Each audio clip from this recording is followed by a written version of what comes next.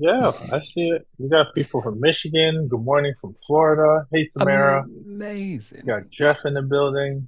Yeah, All I right, see the cool. people.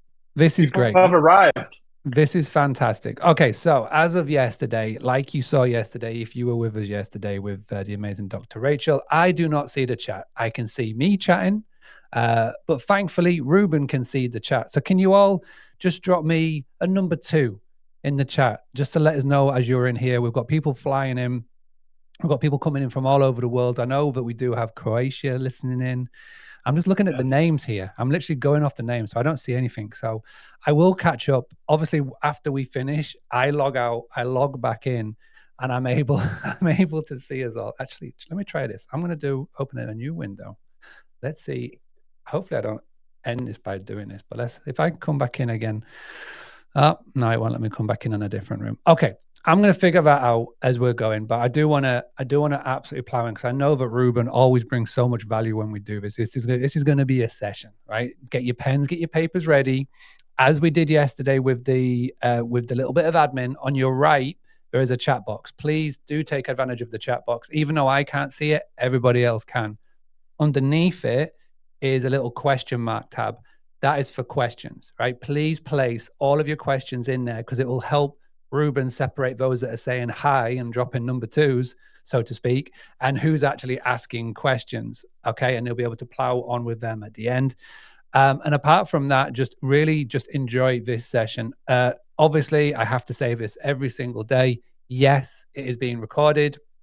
And the cool thing is that you can just use this link to come back in to watch today's session at any time in the future. You can come back in a year's time when you are an absolute student of the MTR model and come back and rewatch this if you want, as well as the session on Monday with Ryan and yesterday's session with Rachel. But Ruben, thank you so much for coming in and doing this. Um, for those in the room who have never heard of you before, seen you before, just give us a little breakdown on your journey into the world of MTR and just Sure. being like the absolute legend that you are, please, sir. And then we'll crack on with today's presentation. Absolutely. And listen, I got ambitious because Mark, you always have the nicest gadgets with all the technology.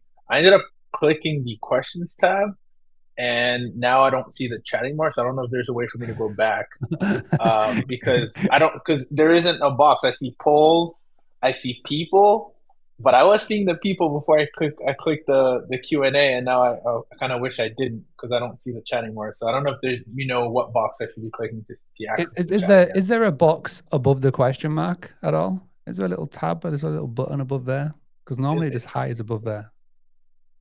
There is a what I'm seeing is a can I share my screen, I guess? Let's see. Maybe so. Let me just say, Let but me do hey, let me do yeah. everybody, as you're coming in, if you can just say hi, let Ruben know where you're tuning in from around the world. But most importantly, let us know where your properties are. Let's have a little look. Okay, so there's the question. So you see that little yellow thing? That's Yeah. can you move that up? Can you hold it down and move it up? There you go. Can you do that? Can you like move it up a wee bit? Oh, is it blocking it? It's blocking it, yeah. Whatever that is, Oh, I don't know that's what that is, crazy. but it That's is. um that's one of my tools, my Apollo.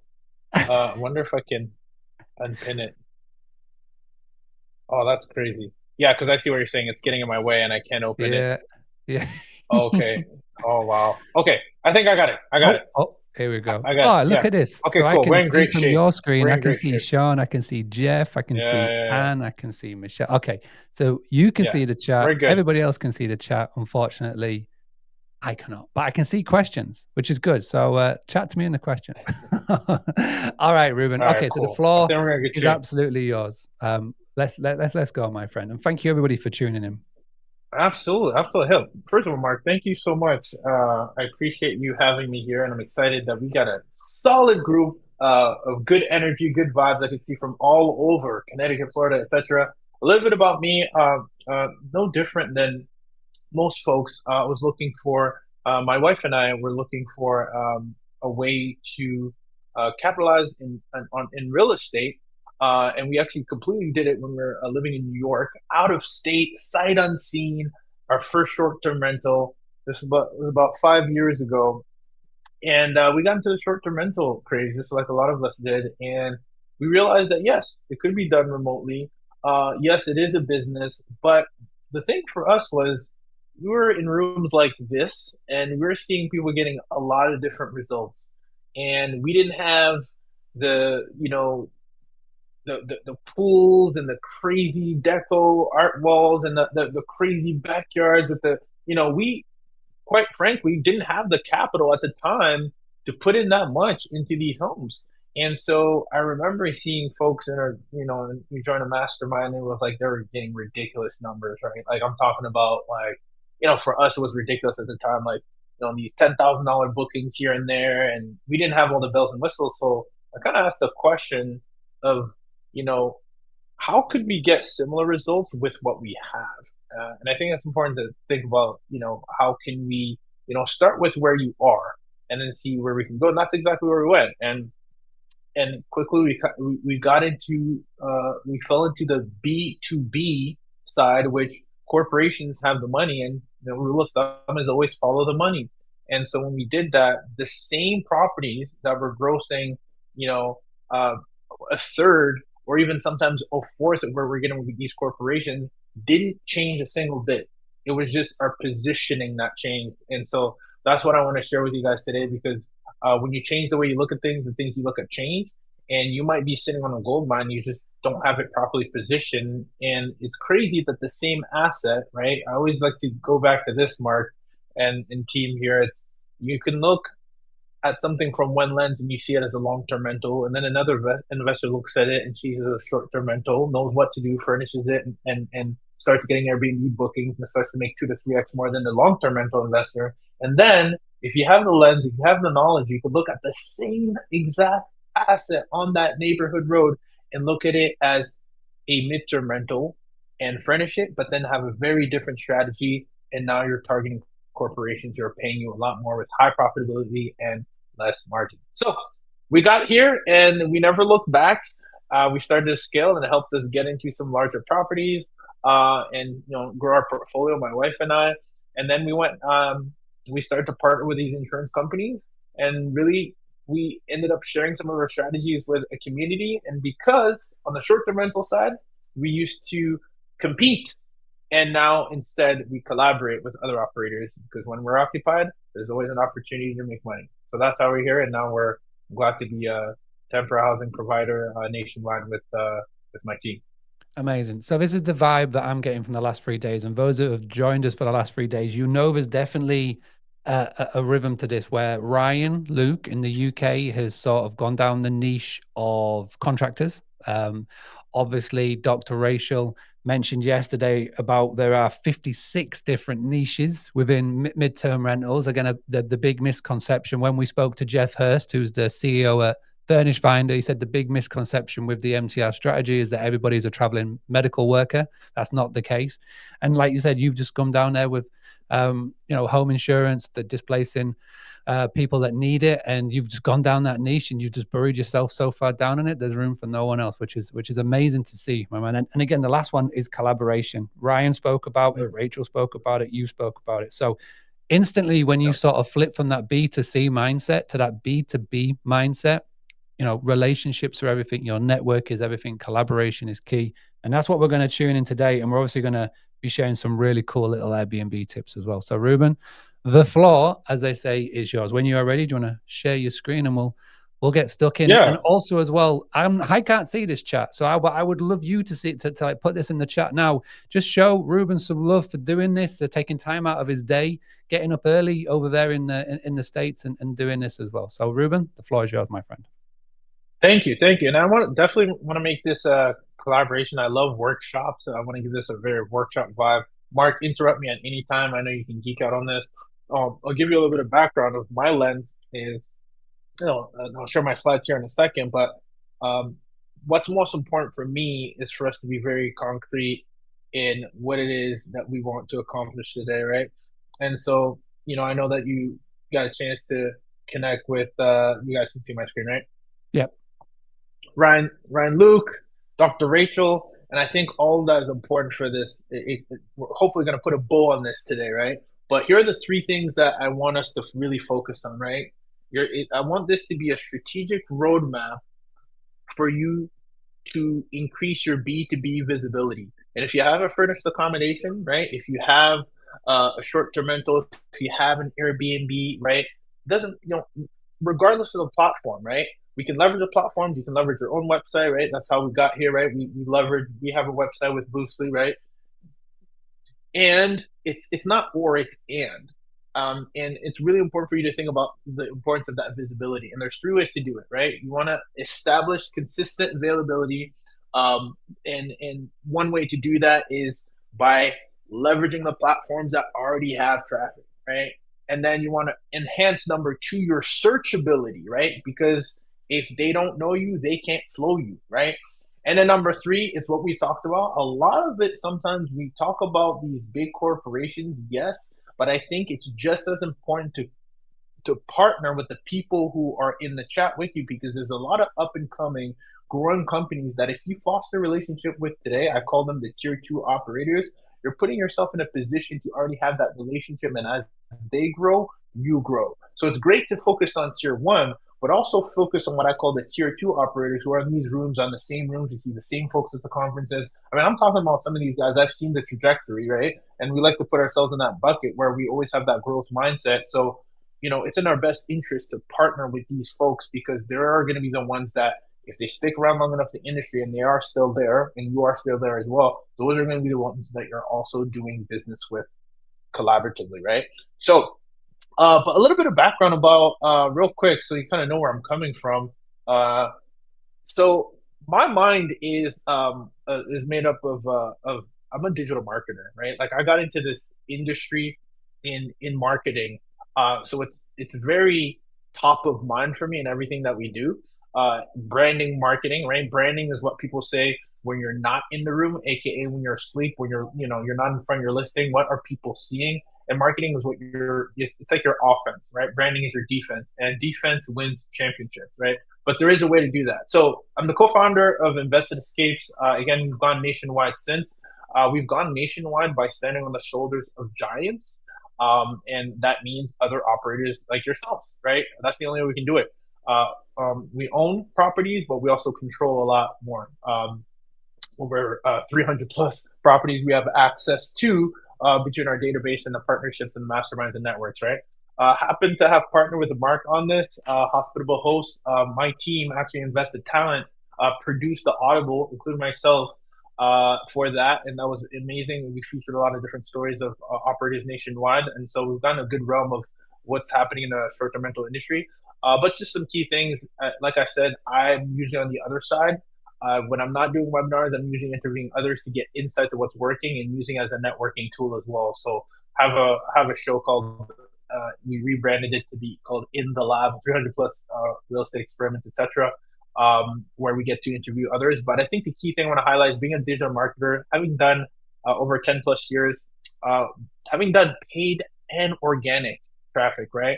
YouTube, right? We have 1,000 plus videos, etc. All that is about leveraging these platforms where people are already going, right? So if you think of YouTube, it's no different than Airbnb, because YouTube, what are people doing? It's a search engine. How to bake a cake, how to do that, this, that, and the third, right?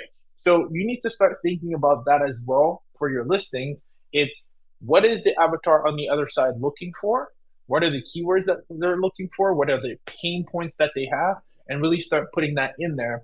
And I'm going to show you how there's a difference between the listings that you have today as you're thinking of catering to. Typically, most of us are short-term rental operators, but if you are mid-term rental as well, you're still furnished finder, right? If you think of furnished finder, traveling nurses, etc., to me, that's still B2C. And there's nothing wrong with B2C, right? As a matter of fact, you shouldn't just eliminate B2C from your business, but we make that our secondary tier, not our primary. And we make B2B our primary. B2B is business to business, corporations. And there's a lot of them. And I don't want you just to think I'm talking from just subjective. I like to go to the data. But just want to share with you some insights of where I come from. I come from a digital marketer, so my mindset is always, how can we make sure that our marketing is enhanced in what we're doing, and that it's actually speaking to the right person that's going to receive it. And today, we're actually going to show you side by side of how one speaks differently. A listing speaks differently to the other after after we kind of do an over the shoulder, which I love. All right.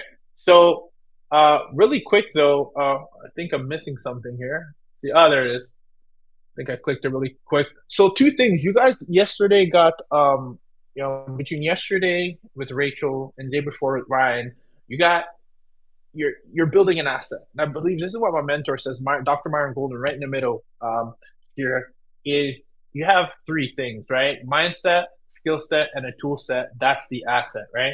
The mindset is the be do have. So the reason I'm showing this picture here is because I just surround myself with people who have proof of concepts, right? Mark included, and I ask questions. And the reason that's important is because you need to bar the mental syntax, physiology, and the belief system of the people who have already done the thing, right? And that's the mindset. And if you have that, you're halfway there because you believe it. It's not. It doesn't serve you any value if I give you a blueprint and you don't believe it will work and you don't do the thing that the person is doing to get the result. So you have the mindset because you're already here. The skill set, you just need to understand it's just a different paradigm, right? You like the skill set is being able to identify an opportunity, right? Looking at a home and saying, you know what, I might furnish it and I might do this, right? And you have that because we're going to talk about it. And then you have the tool set, which I know Rachel gave you tons. I mean, if you're not leveraging AI right now, they always talk about, oh, AI is going to replace humans. No, no, no. You're not getting replaced by AI, but what's going to happen is a human being that's leveraging AI is going to beat you to the top. So it's in your best interest for you to leverage AI as a tool, as a support. And today, between yesterday, you're going to have enough in your tool set to be able to do that. And I don't want us to sleep on the ones I'm going to highlight here because when I think of tool set, Airbnb, we don't depend on Airbnb, but we leverage Airbnb the exact same way they're leveraging us. Because if you haven't noticed, and I know you have, I'm being, uh, uh, I guess what I'm saying is you have a property and Airbnb is leveraging your property, right? Mhm. And they don't own that property. And so it's in your best interest for you to also leverage, reverse engineer that process and leverage Airbnb as a traffic generator for you, right? Keyword, very important. Visibility, we don't have to create the traffic if there's already traffic that's looking for us. We just need to put ourselves in the way of that traffic. That's marketing 101. And then understand what their pain points are and their desires are. And that is how we're going to get to, again, the very concrete steps I'm going to highlight with you today to really tell a different story between your B2B listings versus your B2C. And remember, it's not or, it's and, right? So that's the goal. So the reason I'm showing this here is, again, you got Jesse Vasquez in our industry, right? I connected with Jeff Hurst the other day too. Brian Payne, I've had him on the show. Dr. Rachel, I learned so much from her on the home insurance. She's the one who really gave me that blueprint and kind of opened up that door. And then we kind of just went all in. Dr. Myron Golden, the mindset, right? That matters, and you guys have this today because you're surrounded in a community that has the same mindset. So now let's apply the skill set by leveraging the tool set. Ready? We good? We're good. Are we We're still here? good. You guys still hear me? We're rocking. They All can right, hear you. cool. They're rocking. They're enjoying it. All right, I want to get right into the weeds of it. So I like data, right? One of the things that maybe I did mention, and I think Mark mentioned it, is I want to highlight that everything that I'm sharing with you today is applicable in any of those sectors that, again, between contracting, right? Ryan talked about it. Uh, Dr. Rachel yesterday, lovely friend and partner of mine, talked about her niches of different. Right? You have Amazon, you got corporate, you got you know. I like to go to the. I like to shoot for the moon so that if I don't get the moon, I can land on a star. So everything that I apply are principles that can also be applicable to other industries. I just happen to love to tackle the insurance industry because they have the deepest pockets, right? But the principles behind, you could apply this to construction, you could apply this to whatever, right? So I just want to make sure that you don't get, oh, well, this will work for insurance. No, no, this will work for insurance, and I target insurance because that's my niche, and I believe in going deep, another form of marketing, rather than wide. Then later on, could we open up some other avenues to other sectors? Absolutely. But we make our bread and butter on insurance claims, and we prioritize that, and you can do the exact same way if you pick your sector, whether it's going to be corporate with travel nurses, right? And just so I'm very clear, there's a difference between when I say B2C, when you go furnish finder and you got one nurse that's booking you, that's business to consumer. When you go to a company that relocates travel nurses, that's business to business because you're working with the business. And we've worked with many, right? Churchill group, living group, or whatever. They had a bunch of professionals.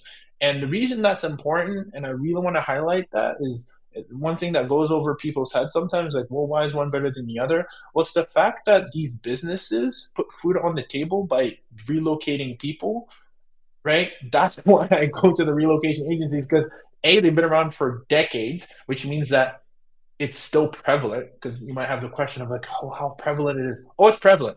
And the numbers back it up. What I'm showing here is total US spending on insurance separate housing is 7.2 billion.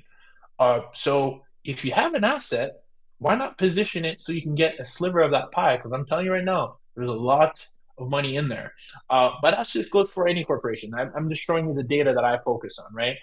There's big money in corporation. It's in your best interest to also make sure you're speaking to them, right? So that you can raise your hand and let them know that you are open to do business with them. And there's a specific way, and that's what I want to show you today, right? But I just want to show you that I'm coming from a place of data because marketing, branding is data driven. It's not subjective. Oh, I think this looks good for me. It doesn't matter what I like. It doesn't matter what you like. It matters what the marketplace wants and is seeking. Supply and demand always, right?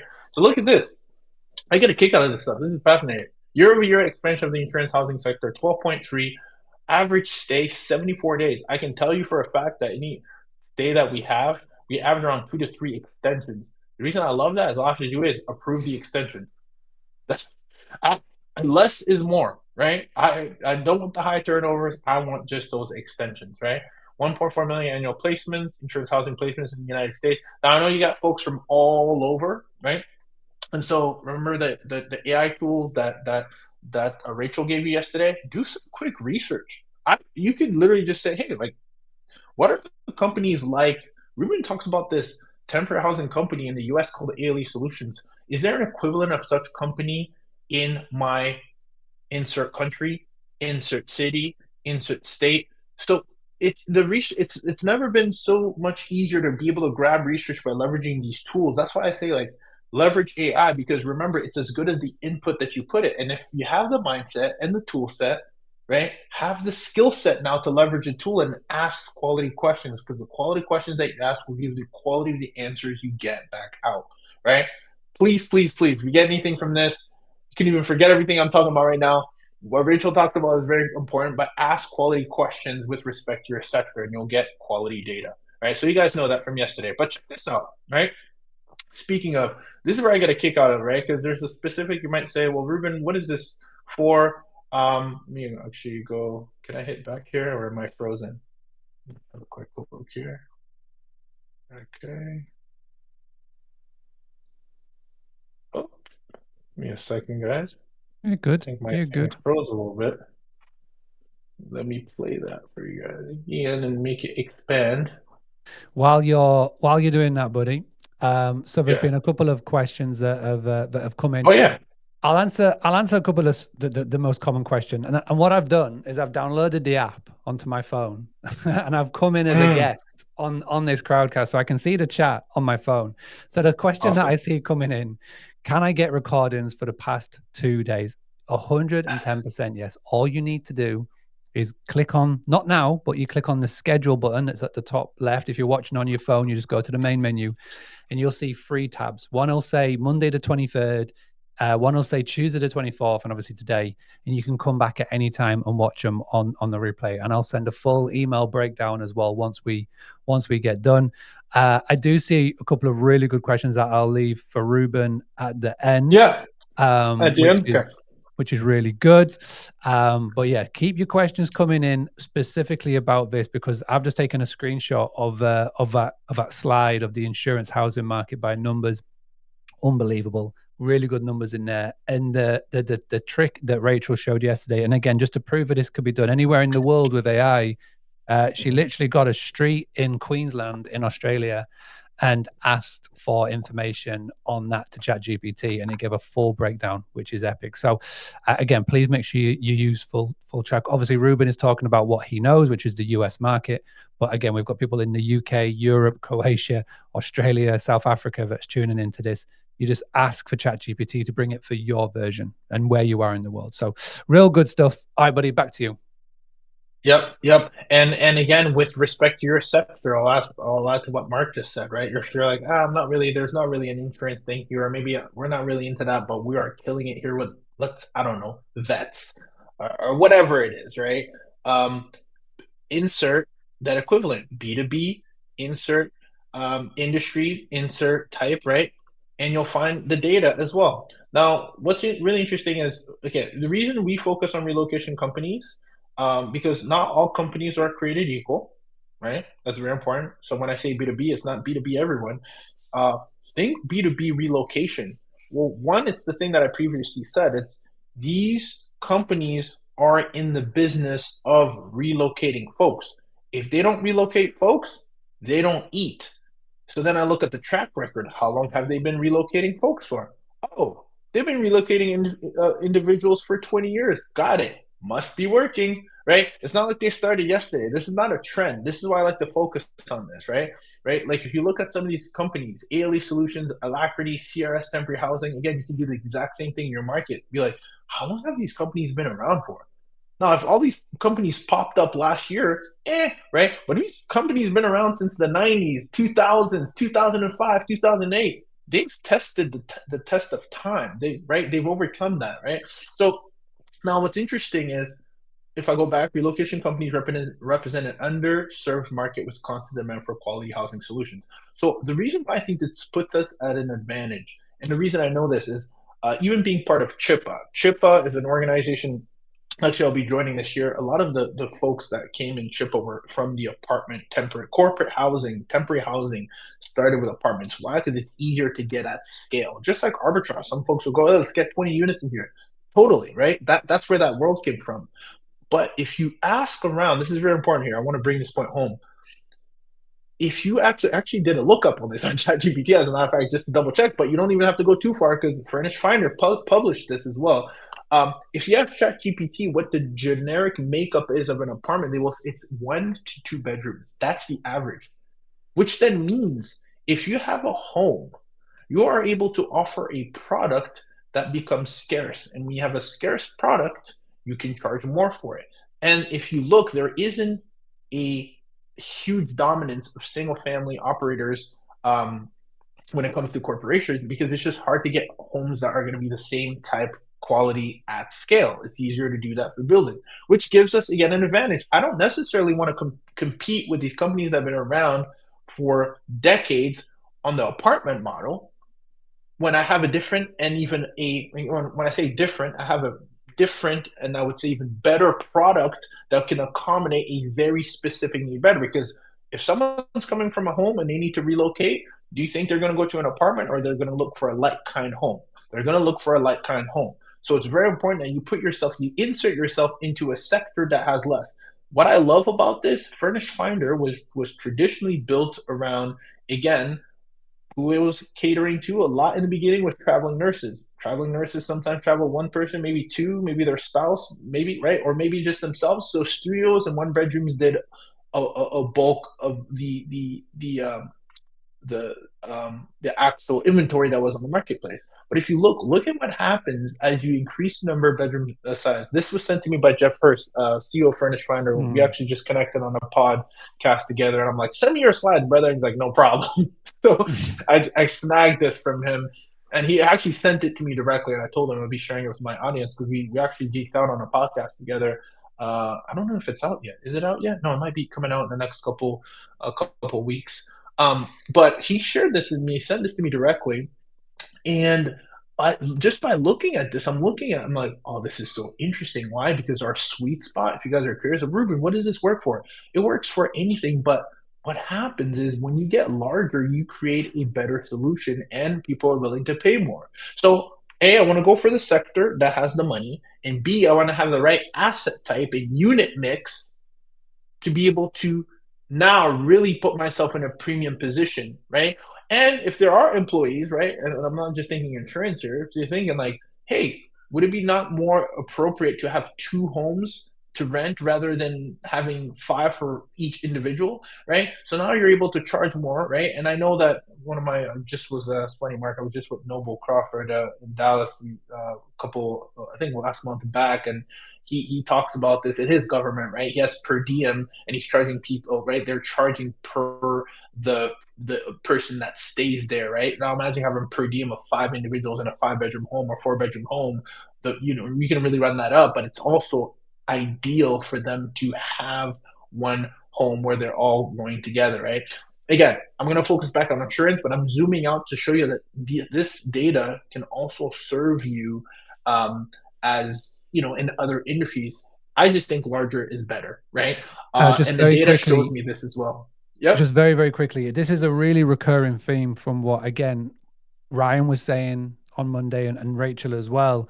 His sweet spot, and again, for contractors, his sweet spot is 4 to 6 bedroom properties. What he Oh. does is he buys like the 3 beds, but there's room to turn it into a Mm. 4 bed. And that is what he is doing, because again, what he is noticing, the requests that are coming in, they need to sleep 4 to 6 people. He wants to have 4 bedrooms. He wants to put double beds in there. He wants to get one person per room, because again, if you're going to be coming in, and again, the average stay for his guests is 4 to 6 months. So he doesn't want to put like twin rooms in and stuff. So it's really interesting to see the data that you've got here, the data which obviously Ryan gave on his personal experiences. This is obviously on a larger scale. So it's like the question always comes in with this is that, what type of property should I be looking to get? And I think these numbers combined with the experiences that, Ruben, Rachel, and Ryan have all shared is, I think we're coming down a very big common theme here, which opens up the question, like, how many properties do you have? Like the people that are with us, like there's nearly 50 people in the chat with us live now, but then let us know how many bedrooms per property, like what's the makeup of your portfolio? Have you got the 4, 5, 6 beds? Have you got these sort of properties? I'd be really interested to see it in the chat. So Ruben, sorry, back to you. Yeah, drop it in the chat. Your number of I probably mostly 3 bedrooms. Yeah, this is great. 1 bedroom and two properties. Keep dropping that in because as I'm gonna show you guys a little bit more data. This might even help. But check this out. This is the one I was really geeking out about. And I see 7 bedrooms, 1 bedroom, 1 bedroom. Okay. This is very interesting to me. I love this is again, same deck, right? Look at 2 million plus tenant inquiries, growth, good year over year. Booking requests is 105%. There is a demand, but check out our four largest tenant segments represent 90% of the demand for housing on our platform. Relocation is at 130% growth year over year. And again, the next one is business, digital nomad, academia, healthcare. This is again, I really want to stress this. Relocation is everywhere. People need to relocate all the time for different reasons. It might not be just for insurance.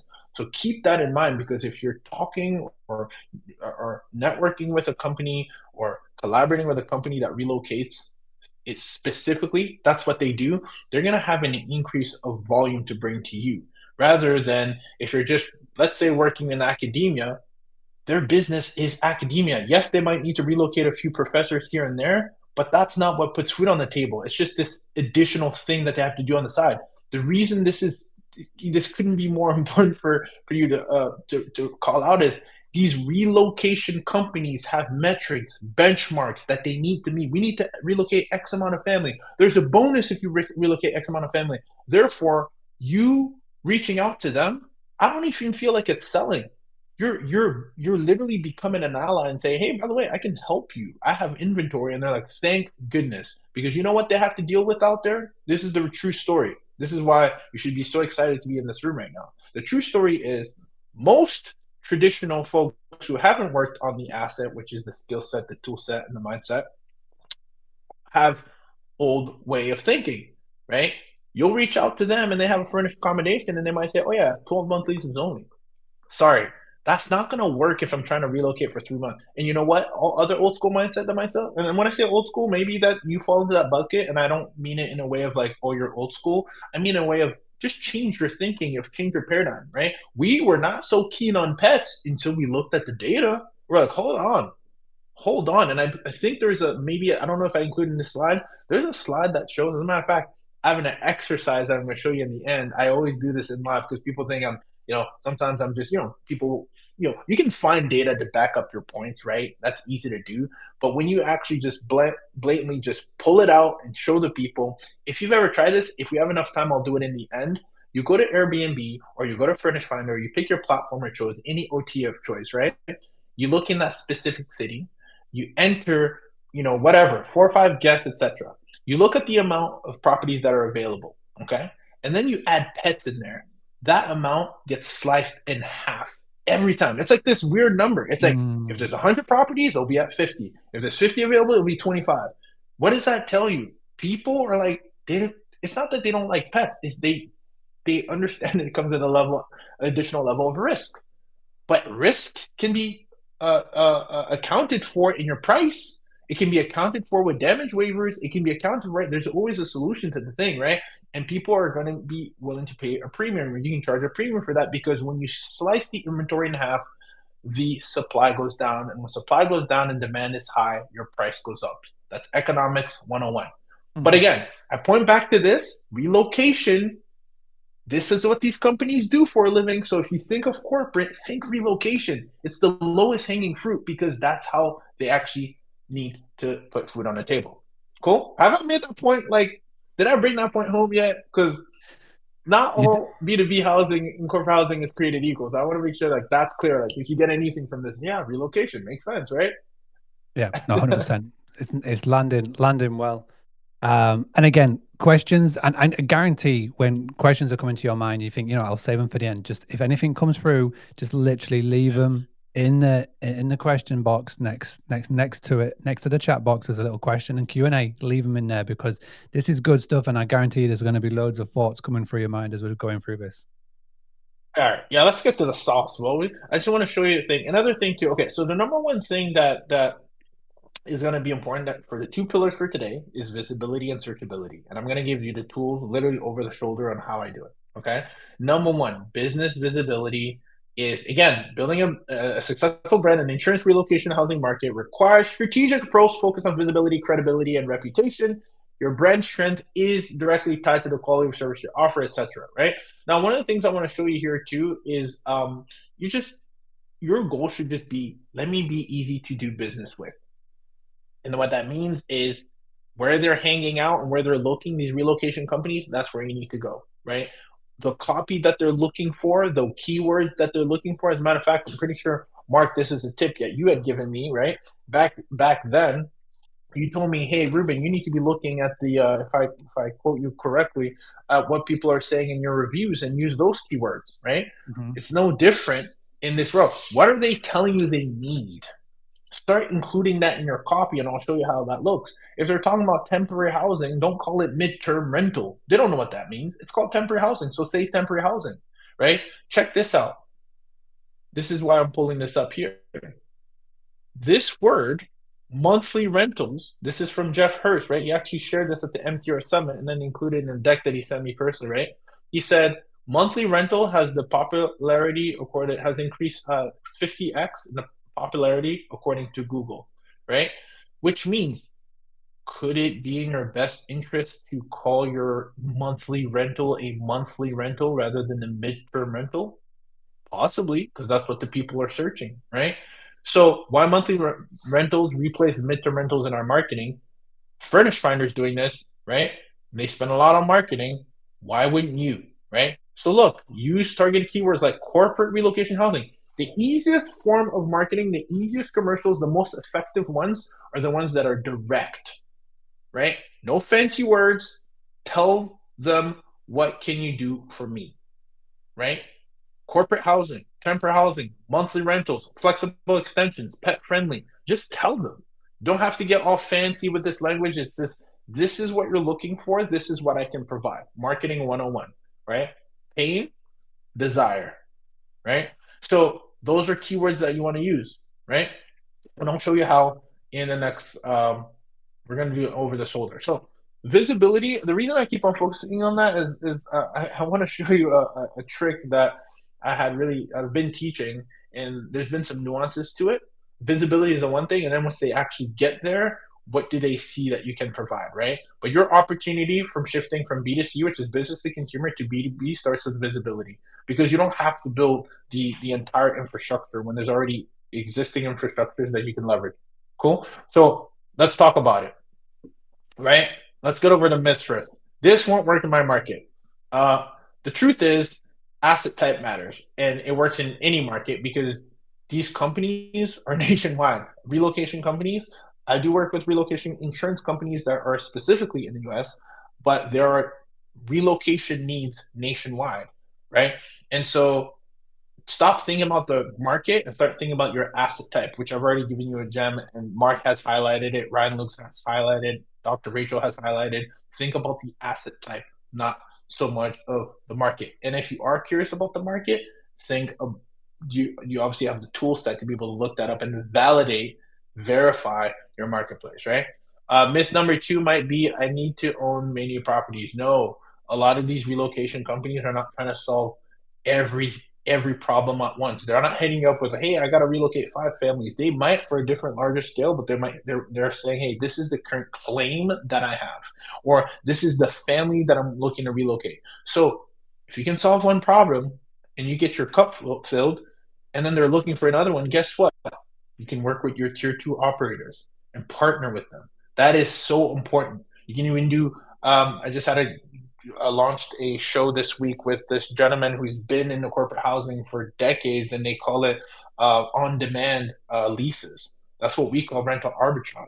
That's all that is. It's on demand. Oh, you get a demand? Oh, let me go ahead and source that for you, right? But just keep in mind, you don't have to have 100 properties, a dozen, to work with corporate, because you're only trying to solve one problem, one property at a time. Unless you're dealing with like government and FEMA and they're relocating on 100 people, etc. That's very important for you to understand. Stop getting in your own way. One property, you don't even have to own it. You can even be co-hosting it. You can start what I'm about to show you, right? Just Mark, I very see you came quickly, back on here. just super quick, and that's really interesting compared to obviously what Ryan's model. So with the contractor model, so contractors like just people that are coming to work, Yep. he does get inquiries for, like 150 rooms at a time. You know what I mean? That could be like Yep. 50 properties. That's what they need at a time. So Yep. that you need to do at scale. That's why in the UK you have things such as comfy workers, which is like a listing Mm-hmm. site. You have things like past the bookings.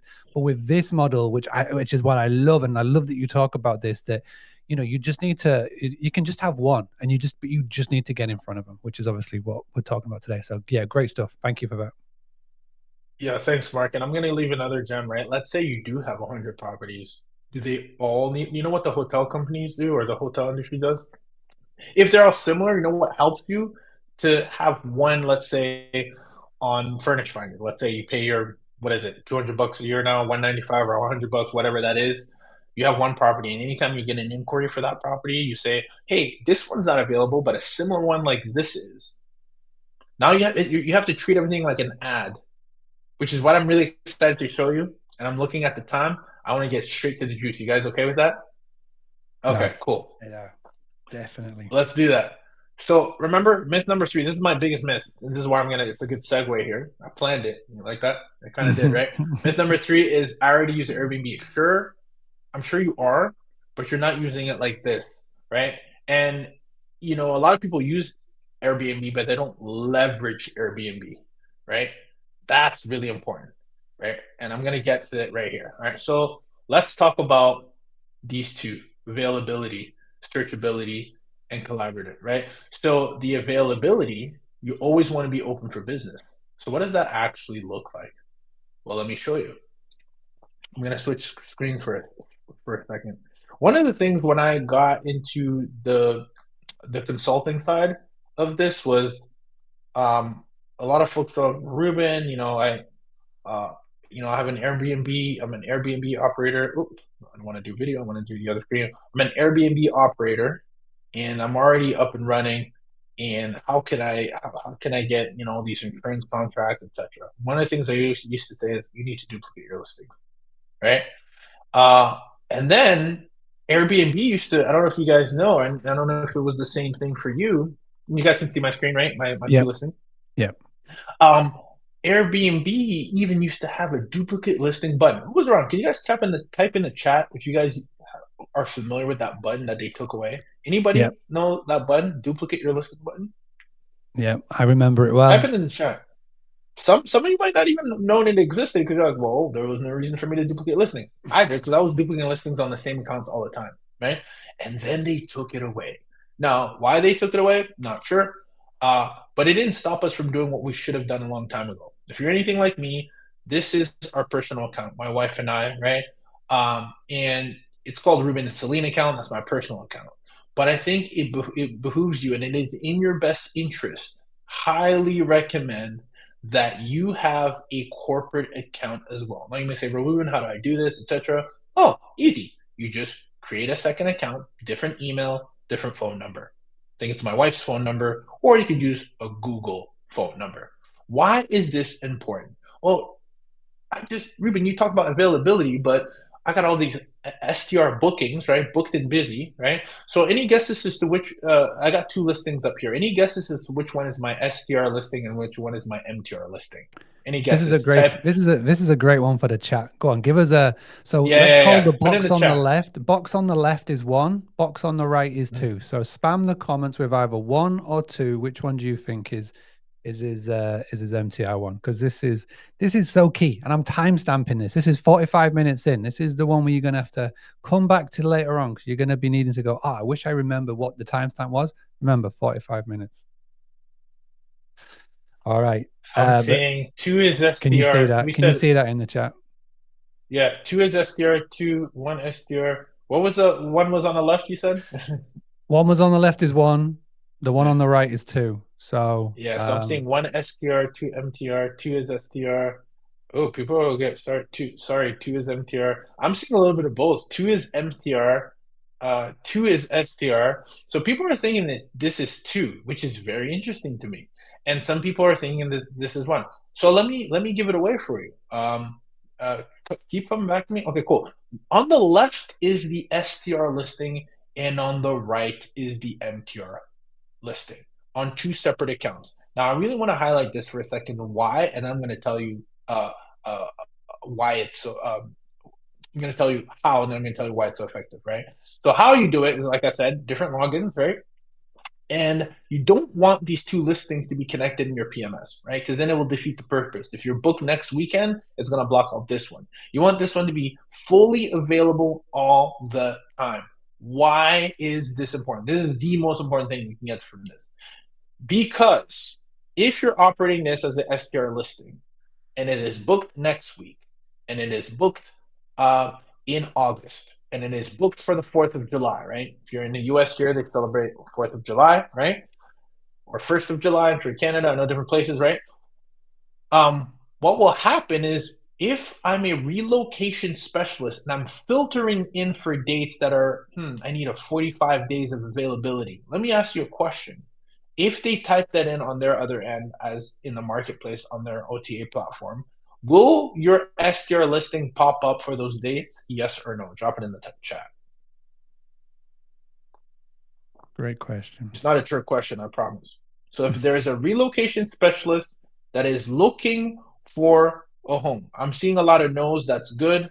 I'm seeing one yes. So let me make sure I clarify what I'm saying. Relocation specialist looking to relocate a family for the next 45 days. You have a bunch of bookings in your SDR bookings next week, next month, 4th of July, etc. Will they be able to find your listing? Yes or no? The majority is saying no. I'm getting a yes. Um, no, no, no. Okay. So the answer, that is right. The answer is no, they won't be because they're filtering for dates, right? That you're booked for. Therefore, this listing, this lovely listing, is not going to happen, right? It's not going to pop up. Now, what if there was a relocation specialist that was looking to relocate a family for the next 6 months and willing to pay you $30,000, which is about $5,000 a month, or even more? Honestly, we average around 7 to 8,000, right? Would you possibly move a few folks around if you knew that there was an availability that you could be occupied for 6 months and make up to anywhere. And we made anywhere from like $50,000 in like 5 months, or it's 6 months, anything of that nature. Would you? I see some people are saying yes. Because if you would, this is for you. Now, there is a way where you actually don't have to start canceling things, right? There's a way we can protect ourselves from doing that. But the reason you would do that is because it's just a better business decision. And they're gone. And it's like, I'm out of here. Now, the only way this would be true is if you actually give yourself a shot for it to happen. And you know what? Most people are not giving themselves a shot. Why? Because they have no availability. And how do you create availability? Is by treating this MTR listing like an ad. As a matter, so what you're doing is you're not allowing for instant book. You can connect it to your PMS, but you're not connecting the two listings, right? And you're showing yourself as available all year long, because if a 6 month inquiry comes in, if a 2 month inquiry comes in, which we get them all the time, you will be showing that you are open for business. And you know what? I will say this is the most important thing. If someone tries to book this for, let's say, tomorrow and it's 6 months stay, and you say, hey, it's not available tomorrow, but I'm going to make it available for next week. How probable do you think that happens? How often do you think that they would move forward with that? For a 6 month booking, you think they're willing to wait another week?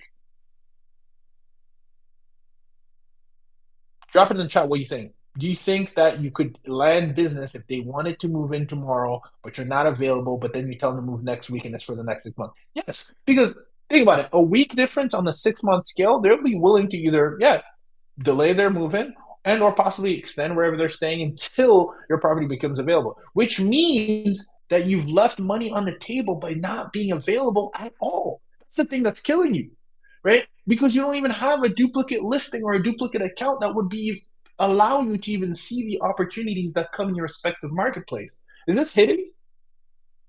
Like, is this making sense? Now, why am I showing these side by side? Because first of all, I'm going to make sure it's making sense. You guys getting value from this? This is what, okay, cool. How many of you guys have duplicate listings in here? I just want to know. Or who does not have a duplicate listing? Put it in the chat, because I want to make sure that you're getting something out of this, because that's the action item you got to take. That's the biggest question. That's the biggest question that's coming in. Like, is Ruben, how do you do this? How do you get around it without Airbnb spamming you or getting rid of you? This is the big question that I see. So I'm really excited that you're talking about this. And also as well, Emma has just said, by the way, Ruben, this is one of the best webinars. So there you go. Well done, my man. I appreciate that. Now let me give you guys a little bit more. I'm going to do 2 minutes on marketing, and I want to give enough time for Q&As.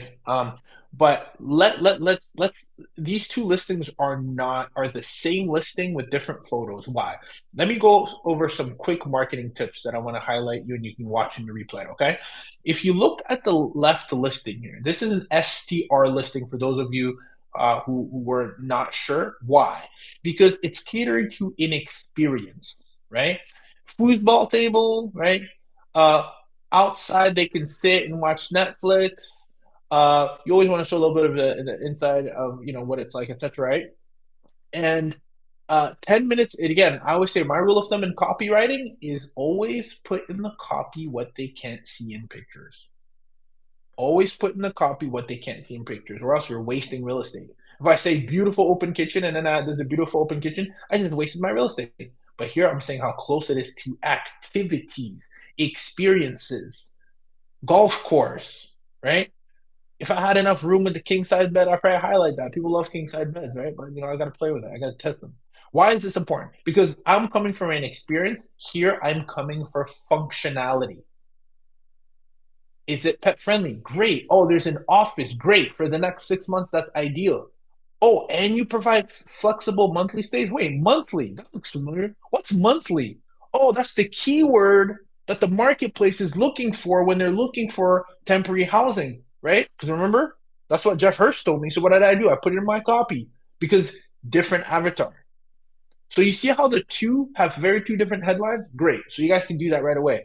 And you know what? You can use ChatGPT, like Rachel showed you, to come up with a corporate housing relocation terms title, and even let it limit you to 50 characters and say, make it short and punchy and limit it to 50 characters, because that's the only thing that Airbnb allows me, and give me 5 different samples. Work that play, right? Now, This is what we call in marketing above the fold. This is what they used to call in newspapers above the fold. So I have the opportunity to highlight different pictures.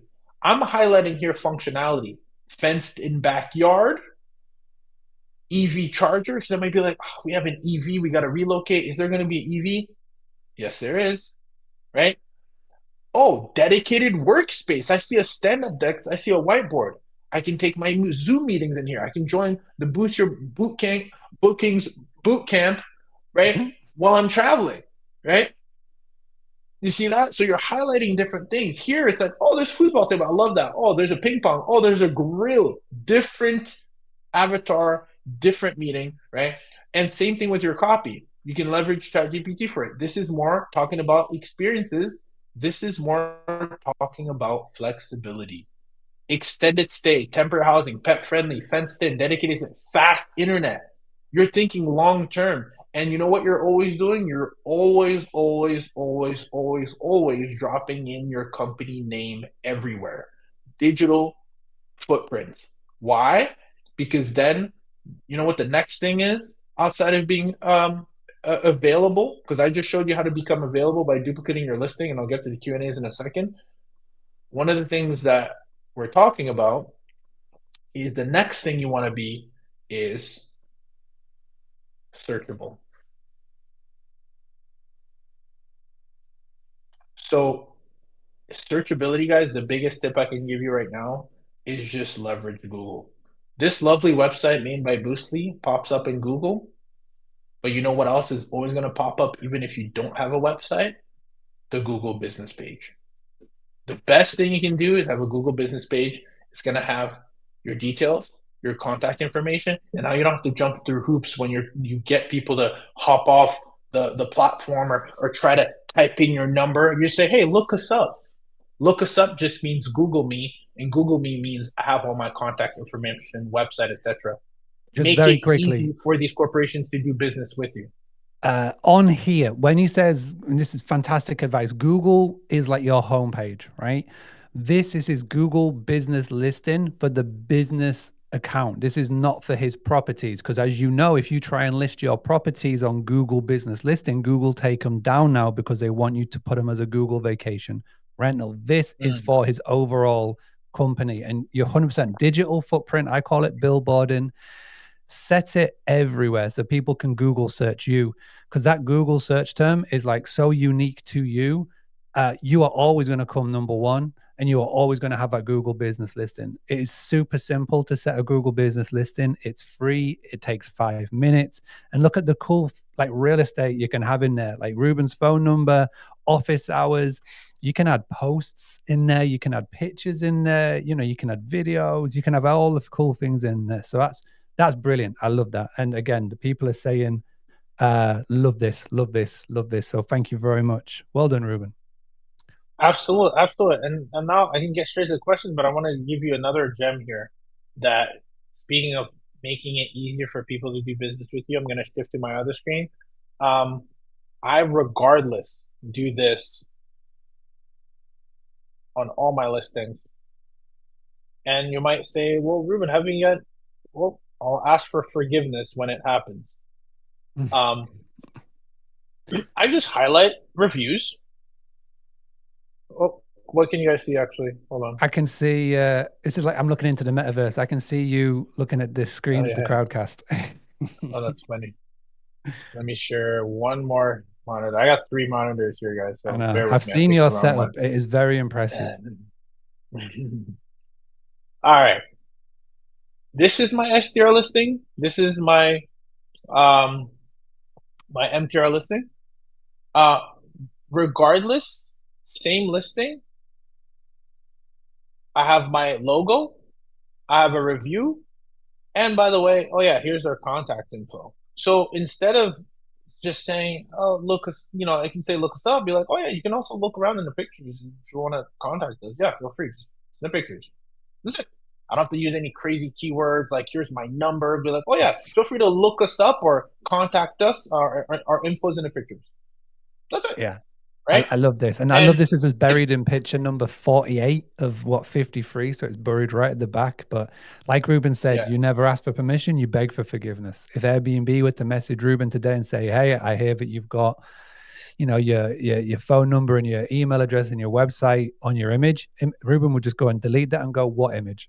You know what I mean? well, actually, what I would say is like these are our templated marketing tools that always include our information. We actually have this everywhere, and it's we're happy to take it down. But again, that conversation not even come up because I'm just highlighting the logo. They're leveraging my property, and I'm leveraging their platform because it has traffic, right? And again, if they ask us to take it down, we're like, oh yeah, these are our templates that we use for marketing. Happy to take off the phone number if that's a problem for you. But it's not going to Mm. be a bigger a deal than that because that's all it is. These are our templates for marketing. You go on our Google, Zillow Rental Manager, there. This is also there. You go on our website, this is all there. This is my marketing on your platform. That's all that this is. And again, I'm making it very subtle. I'm not making it contact us. I'm just making it here. Hey, this is our website, by the way. All right. So just want to give you that those kind of gems that again, your listing two listings can coexist. One is for availability, and then one is for searchability. And do not sleep on the Google business page. Make sure your copy reflects as well. And now I'm open for questions. My goodness, how was that? You guys got a little treat? Amazing. Everybody is absolutely loving it. Can we all please just show Ruben some love in the chat? Just say thanks, Ruben. We do have questions. I'll scroll to the question. And again, the cool thing about the questions tab, everybody, if you hit that little question mark button that's next to the chat, is this a little emoji at the bottom if you're watching on the mobile, you can vote up or vote down your favorite question. So if there's a question that's come in, and if you're a little bit shy about opening them, you can go in and vote the one that you think should head to the top. And while we're doing that, let me just Oh, have that's a cool. quick let me just have a quick look here. So Ellie said thank you. Joe said thank you. Elizabeth, thank you. Bob said thank you. Mark, thank you. April, thank you. Okay, so the first question that has jumped to the top, and I'm going to make sure that you all vote for the ones that you want me to ask. So you gotta vote. This has come from Emma. Can you provide some guidance on how much we should discount Mhm. for when we're talking about the monthly stays? How do you work? I think when we say discounting, I think it's basically how do you price it up for your business? And again, I think that the context is that when you start going down the home relocation route, it's a whole other ball game here, right? So how do you normally go Yeah. about pricing up these monthly stays? Yeah, no, that's a good question. So first, I want to make sure that you know what your numbers are, right? Because at the end of the day, you're a business, and you got to know what numbers will make you most profitable. But at the same time, you got to also understand where the marketplace is, right? So a good rule of thumb for that is if you're brand new to your marketplace and you don't know, obviously there's a lot of data out there that will show what people are willing to pay for the short-term rental, right? So if you use Price Labs, you use AirDNA, that's one thing, right?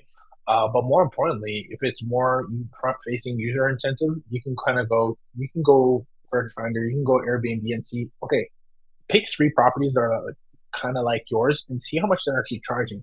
But are those properties, do they have the guest favorite? Are they top properties? Do they have a lot of reviews? Because that will let you know. The reason this is important is someone can be listed for $10,000 a month and have zero reviews and zero bookings. It's like, okay, that's not working, right? So if you look at the top operators, the top properties, the super host or the look at those properties, and when you look at that property, you say, does it finish like mine? And that will also give you some real-time data as well. Now, there's aggregators of data like AirDNA, etc. That's one thing, but there's Mashvisor, there's Furnish Finder on the front end where you can do it yourself. Get the data first before you make a decision. Then, what I do in the insurance space, it's down to a science. In the insurance space, it's uh, there's a budget that is allocated for the family that is displaced, and that's based on what we call loss of use. And that's typically 25% what that home value is worth. Now you might say, Ruben, I don't know what the home value is. I don't know where they're coming from. Well, it's fine. If they're coming to a property that's yours, they're going to a like kind property, which means if your property is worth $400,000, it means their loss of use. If they're coming from a like kind home that's also $400,000, it would be 25%.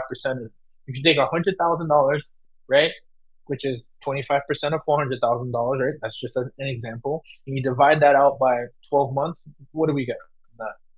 Who's got the calculator? $100,000 divided by 12. We got about $8,333 a month. That's a good baseline to let you understand where you would land. Now check and verify if that data checks out. If you were to try to book an Airbnb like kind your quality, and book for 30 days, where would you land? Maybe you land at 11,000. Then you're like, down. It gives you the confidence that, okay, great. I've looked at the data online. I've actually looked myself as if I was a consumer that's about to book for 30 days. And I've done the coverage math, and it all checks out around that. And if you want to be even more particular, take an average of those and divide them together and see where you land. That would be a great starting point that I would do. Love it. Love it. Really, really good. Okay, so next question. Jeff Brantley, thank you very much for the question. What advice can you share with me on how to long distance MTR? I live in Charlotte, but have a property in Chicago, Illinois. Team. That's all it is. Your team does not have to be a huge team, but you're definitely going to want to have a cleaner, because that's going to be your main thing. And then a handyman, and then someone who can open up doors. I use a lot of agents. As a matter of fact, when I'm showing my corporate clients, I pay an agent like $25 to just walk the property. That's what they do. Notice I'll go with their theme. It's what people do for a living. If you show homes for a living, then I will hire that person. That's all that it is. Being able to pick up the phone, who, not how, is the right thing. You have to build that. Um, we've done it multiple times. You always want to ask for proof and receipts. There's a lot of good tools like Breezeway or Turno. Because if you're out of state, you want to be able to see some pictures. But what I would even highlight and recommend to you is hiring a second person that's a quality assurance person that checks on the cleaner's work. Because if someone knows you're out of state or they realize you're not around, trust me when I say this, it's only a matter of time you start getting burned when they start cutting corners and invoicing you for the same amount. So always have somebody that checks up on the person that did the work. Hey, I had a handyman do that work. He sent pictures, great. And then I had the cleaner go after. Can you just check that he did the work? Oh, yeah, it looks great. Got it. Now I have a quality assurance person that's out of town. You pay him like $50, whatever the amount is in respective marketplace, and they check on the cleaner's work to make sure it's actually clean, because you want to have that feedback loop when you're out of state. They're your eyes on the property when you're not there. And last but not least, make allies with your neighbors. Let them know what you're doing. You don't have to be secretive about it. I believe in this space. Everywhere we go, neighbors know our names. They love us. They know we're professionals, and we take good care of them. We'll send them gifts during the holidays because they're our eyes as well. If they see something's wrong, you want them to be there. You want to have allies who are looking out for your property as well. So that's all it is. That's your team right there.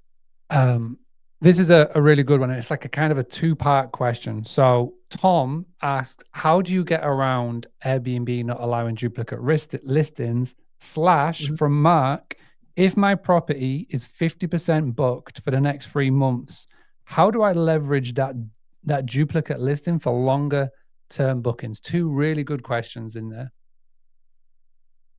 Okay, perfect. So let's cover the first one. How do you get around Airbnb not allowing duplicate listings?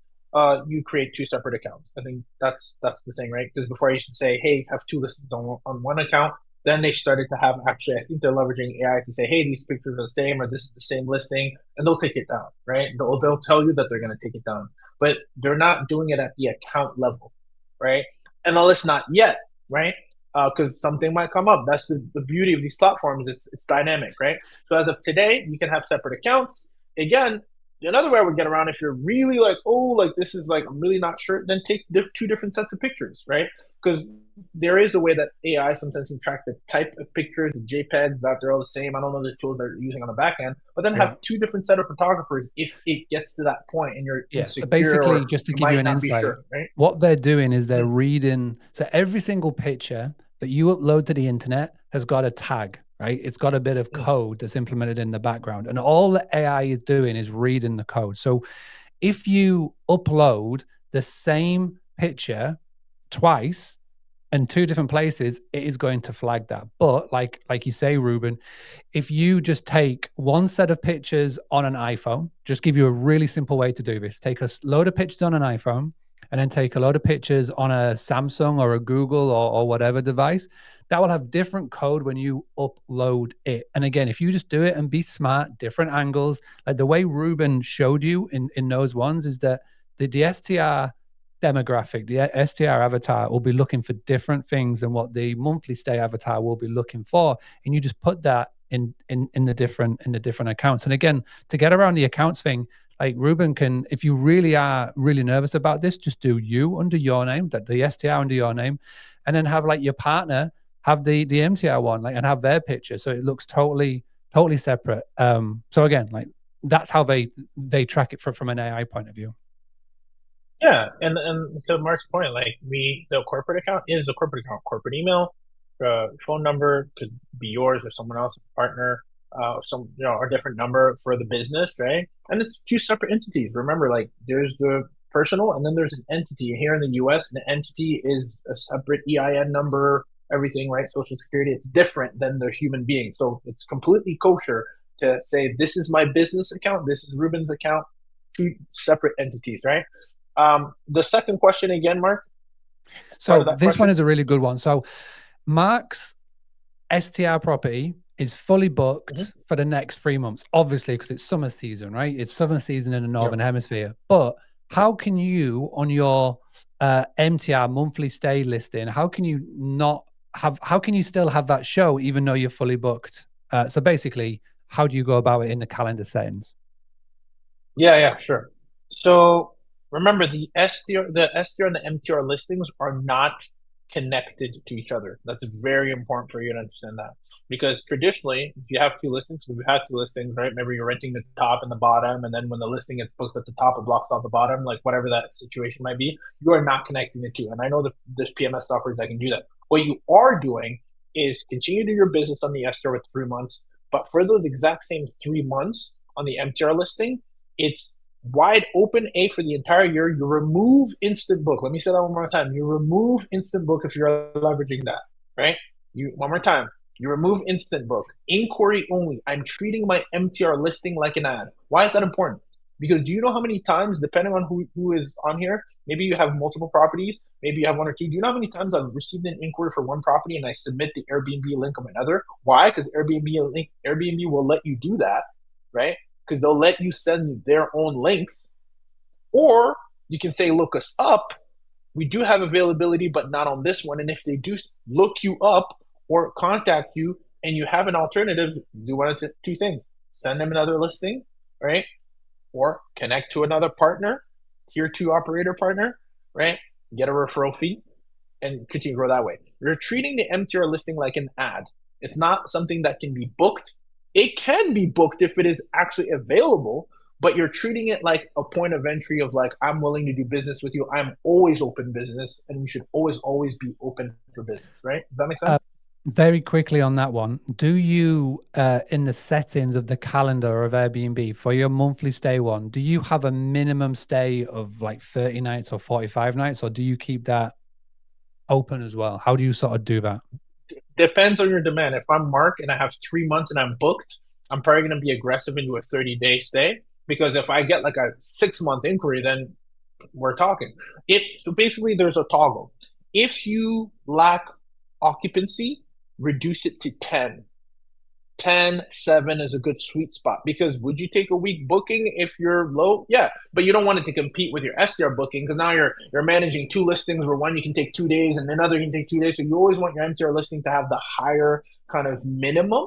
We'll go as low as 7, but usually our average is 10 days. If you use it, the reason I say 10 days is because if someone wants to stay for 2 weeks and your minimum is 30 days, will you show up in a filter? You won't, right? So that's very important that you toggle with respect to where your business is. If you're on high season, peak season, your SDR is slam booked, then toggle it up to 30. If you start like, hey, things are slowing down a little bit, toggle it down. And again, you want to be looking for your MTR account. And again, you've got to get the mindset of you've got an STR and an MTR account. For your MTR account, you want to treat it like a furnish finder. So if you've ever done a listing on Furnish Finder, you will know exactly what we mean. In the UK, there's, again, use ChatGPT to find the equivalent in the UK, but you got to treat that MTR listing like submitting something for Furnish Finder, where you set it up, an inquiry comes in, and you decide if you're going to go for it or not. So there's definitely like two ways to look at it. And it's really hard when you first start it. I'm not gonna lie, it's very hard because you've always with Airbnb got that short-term rental mindset of I'm creating this for a short-term rental crowd. But like I said at the start, and I said this yesterday and on Monday, the Wednesday session is going to show you how to have your cake and eat it. And Ruben has just laid out the foundation there. A little quick follow-up from Mark, if you don't mind, and then we'll look to wrap this Yep. up. I got that about removing the Instabook, but if someone wants the next 6 months and I'm 50% booked for the next 3 months, how do I cancel penalty free?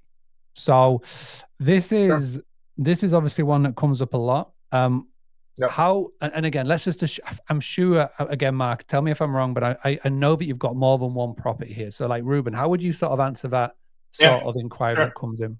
Sure. There's two things that we do. Uh, on the STR listing, we make sure we don't overextend ourselves, right? So I would probably never be overextend for 3 months unless if I'm saying, oh, this is the STR. So for example, I have a vacation rental. That's specific vacation rentals. We'll start getting bookings all the way up to August. Like we're ready. Keep booking, right? We're not doing this play. But if I'm in a market where I'm like specifically want to make sure my MTR listing is the primary forefront strategy and SDR is secondary, then I don't overextend my SDR because the way I look at my SDR book listing is as follows. It's almost like when when you fly on standby. No plane ever wants to take off with empty seats, right? I'm not sitting around waiting for MTR relocation insurance companies and not making money. What I am doing is still making money and hosting guests but not to the point where I will be overextended so that if I do get an inquiry that's super juicy, now I've put myself in a tough position where I have to cancel, right? So what I do is I typically only allow folks to stay within a 30-day window. Now that 30-day window wasn't just made up in thin air. It was based on my lead time in respect to my marketplace, which you can find your Airbnb settings of your metrics. It'll show you kind of what's your lead time in the marketplace. I like to stay within that sweet spot of 30 days because it means, remember, if someone's looking to stay for the next 6 months, could I get them to wait 2 weeks? Possibly. Matter of fact, I had a family wait 2 months. I've had a family wait a month. So now what's really good is if you are doing SDR bookings and you're not slammed back to back, you can even have them walk the property on the days where it is vacant and then set the move-in date to be in 2 weeks or the following week, right? But what happens if you're accepting bookings the way you would traditionally do in B2C, then yes, it does add a bit of a challenge to then go ahead and cancel. It's easier to cancel one or two rather than 5 or 6. And what we do when we're canceling one or two is we actually, this is the script, take this down. We say, hey, Mark, thank you so much for reaching out. Unfortunately, just found out that we will not be able to host you. And because this has created a huge inconvenience for you, we've actually gone out of our way and found 3 alternative listings on Airbnb within the same price range, the same area, so that you can go ahead and actually book elsewhere because we don't want you to not have a place to stay. We recommend you doing this quickly because we actually don't have your money right now. Airbnb does. So if you do cancel this, you'll get your money back and it will unlock yourself for you to be able to book the listings for the dates that you actually want. We're more than happy to actually work with you in Airbnb to make sure you get 100% refunded the amount that you paid for. When you do that, you're not just canceling, you're providing concierge service. We're saying, hey, listen, we understand we've inconvenienced you, but we've actually found like kind listing, a similar type budget in a similar area for the exact same time frame. We did that work for you. And by the way, we don't have your money. So it's in your best interest for you to cancel because Airbnb has your money. We don't get your money until you check in. And when they understand that and you educate them on that, they're not thinking of like, oh no, you need to cancel the host. You've kind of taught them. Now, if they do push back, we've had a few folks push back. When you call Airbnb, you use the same language. I want to make sure my guest does not gets their full refund and is able to book because we're unable to host them. That's a very different conversation than you saying, hey, by the way, I need to cancel this guest because I have another account that I made, by the way, and I got to host that family because it's going to make me more money. You've ran into a, did you see that? It's all perspective. You have to tell the story and benefit, and they'll thank you. Airbnb will like, thank you so much for being a responsible host. Thank you for letting us know. We'll see what we can do. But typically, 90% of the time, it works because you're educating your guests what happened and what needs to happen next. Does that make sense, Mark? Yeah, no, 110%. And was really clear on that is that it's not you going in and just canceling the booking, because then you will get yourselves in all Yeah, sorts of trouble. You penalized. got to make sure it's the guest that does it. You can't do it Yeah, via a message on the Airbnb app, because they will read that and go, "Hey, you got to give them a call, human to yeah, human, and just explain." So that's key. That's massive. Final question then, and we can do a super quick one, and then we'll let you go. And it's about, getting in front of insurance companies, getting in front of these yeah. relocations.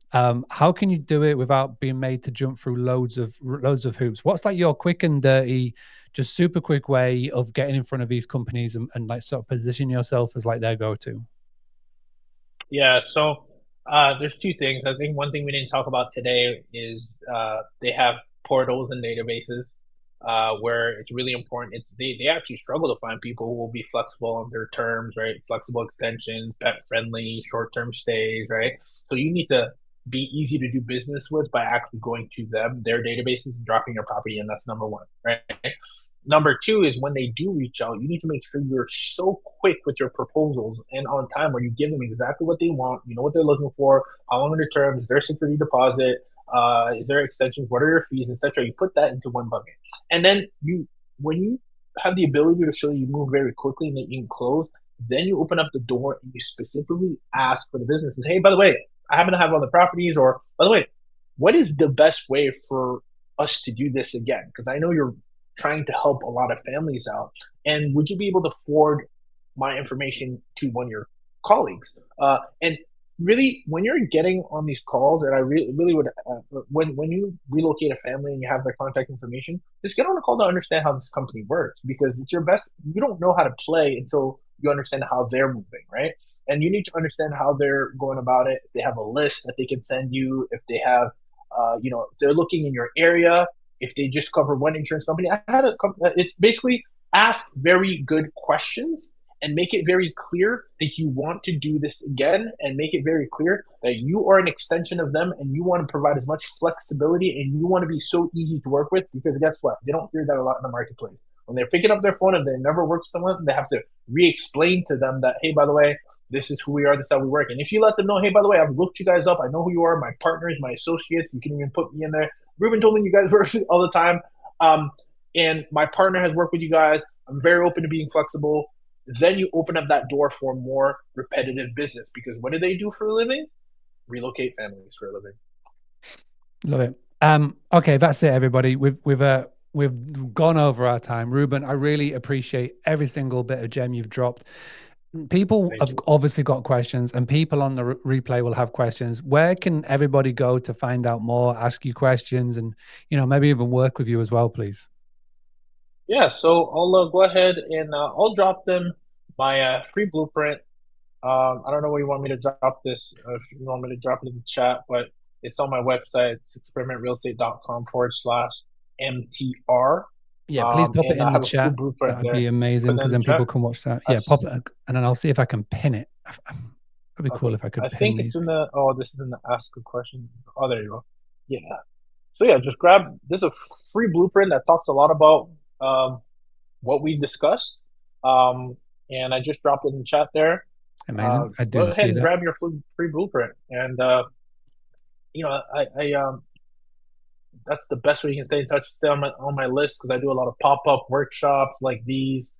Obviously, I have a mastermind group there as well. So if you're interested, once you get on my email list, just email in, and we'll give you the details for that if you're interested. If you don't want the learning to stop, that's how I say. Amazing. All right, Ruben, thank Yeah, you so much for this. Can everybody please just put "thank you, Ruben" in the chat? Again, I'm looking at it on the phone because the screen won't let me do it. But this has been fantastic. I dropped yeah, a little poll in and the WhatsApp, and yeah, people are drop loving me it. on Instagram. Sure, on Instagram. Take a picture of this right now, and maybe I'll do a little special giveaway or something for whoever tagged me on Instagram, like a free Yeah, consult or something like that. yeah. To But show drop show the me. love, take a little screenshot There you of me go. and Ruben here, and go tag him in. What is the handle again for the old Instagram? Ruben Kanya at underscore, right? That's me. That's the Just one. type in my name. I have the green background there. and let me know any gems that you got from this. The reason I say that is that we spend a lot of education online. There's 1,000+ videos that we have, and usually it's based on the questions that you're asking. If you have an insight or gem, it lets me know the things I should really be focusing on. So if you want to put that in the story on Instagram, that'd be cool. I'll be looking forward to that today. I look forward to seeing some posts there. That'd be great. Yeah. So the Instagram handle, RUBENKANYA with a little underscore at the bottom. I'll pop it in the chat so you've got it, and I'll also pop it in the Thank WhatsApp you. chat as well.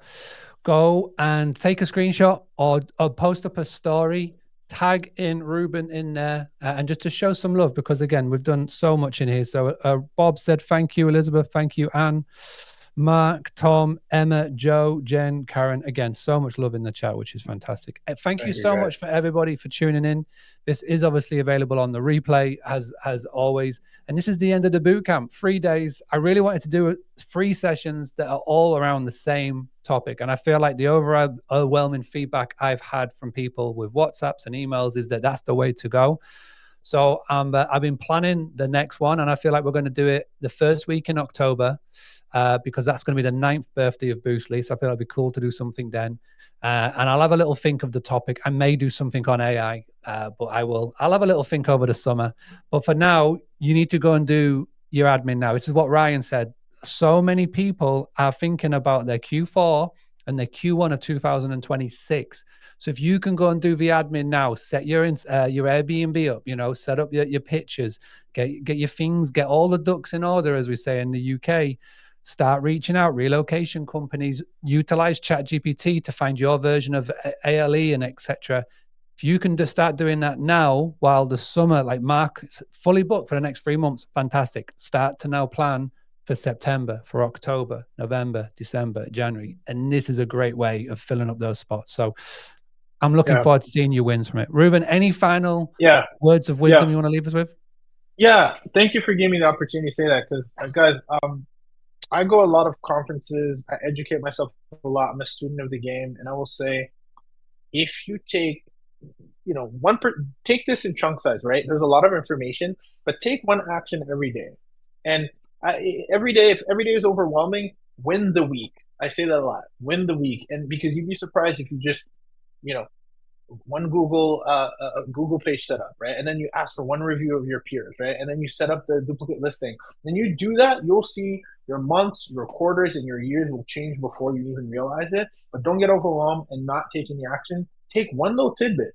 Even one nugget from this that you implement will change the game for you over time. And I can't express enough how important it is for you to compress the amount of time for you to take action. Even today, you can do a little thing that will then give you that momentum. I'm telling you, that's the best thing I can offer. And we're still tweaking our business still today, making these fine tweaks here and there. So we're no different. Just one tweak, 1% better every day. Will change. I'll tell you what mine. I tell you what mine is from today. Is monthly rentals. The Google trend that you showed us from Furnish Finder, that monthly rentals is replacing midterm rentals in marketing and search, which makes a ton of sense. Joe blogs, Joe average doesn't know what midterm rental means. But monthly rentals, they know what that is. So yeah, that is a really important one. I feel everybody, when you come to create your MTR Airbnb account, put monthly rentals in as many times as you can, because that's obviously a big keyword, because Airbnb ranks really well in Google as well. So all of that is phenomenal. Make sure you billboard your listings. And again, I feel like that the big vibe that has come out of this 3 days, start to look for properties, 4 to 6 beds.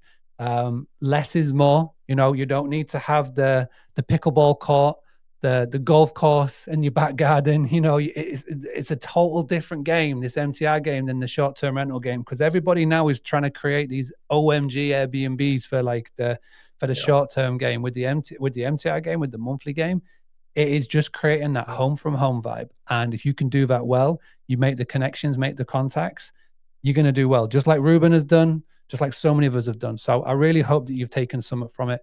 Right, I got to go get the kids from school. Ruben, thank you so much for joining me today. I look forward to meeting you in real life as soon as possible. All right, my man. Take care. Thank you all. Thank you, guys. Win the week. Win the week. 1% The blast. Gonna get it on the Boostly podcast. Boostly like Bruce Lee, cause it's so hard and the T is loose leaf. Making up those rhymes, don't write it, just do it loosely.